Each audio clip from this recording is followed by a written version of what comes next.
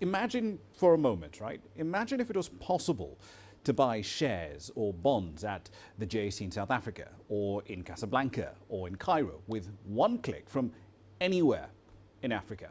Right now, there are at least 3 plans in progress to try and make that a reality. The most ambitious of that is called the African Exchanges Linkage project. It aims to let investors buy and sell any listed security, bonds and shares in 6 exchanges in South Africa, Kenya, Nigeria, Cote d'Ivoire, Mauritius and Morocco. But to get a sense of the challenges and the opportunities to be had by linking all these markets together, I spoke a little earlier to Selloua Chakri. She's the managing director at SCL Advisory. As she pointed out, building the right standards and the infrastructure is vital. So what is the goal of all of this? As you said earlier on, this will allow, with the linkages of those projects, now those linkages can take different forms. When I talk about linkages, I'm talking about linkages of stock exchanges.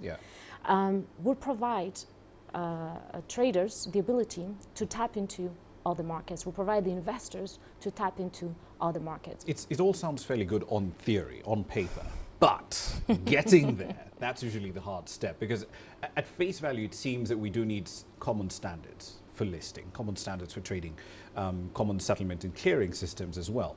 How far along are we to get to that point? Yeah, no, you're right. Things can always look amazing on paper. However, the delivery is the key point, right? And delivery is in different aspects. So you have the different key market players that have to play their role in order to ensure that those markets work together and they become efficient and they service the purpose of creating a bigger access for both issuers as well as investors to tap into when it comes to development of capital market. So if you look at, for instance, the regulators, what do they need to do? Well, if you are integrating 2 markets, I'll give you an example, for instance, within SADC, the Southern African Development Community under the COSI, which is the Committee of SADC Stock Exchanges. So those 12 markets, if you want to link them together, they have to have a common sort of ground and common standards when it comes to trading rules as well as listing rules. Okay, so regulators have to make an effort to either recognize other markets when it comes to their jurisdictional framework, or work together to achieve best practices and adopt international standards, which is usually what everyone is pushing. Right, so among all the ones that we've discussed at the moment, there's SADC is working on its own integration, the East Africans have theirs, West Africans have theirs. Right. What are they getting right and what still needs to be done? Right, I think in terms of getting it right, it's too early right now to give a concrete example, and bear in mind that this process is going to be a long-term process. It's never ever going to be an overnight process. So why? Because exchanges are using, for instance, I'll just give you on the technology side, different trading system. If they do want to connect that, that's going to take a little bit of time.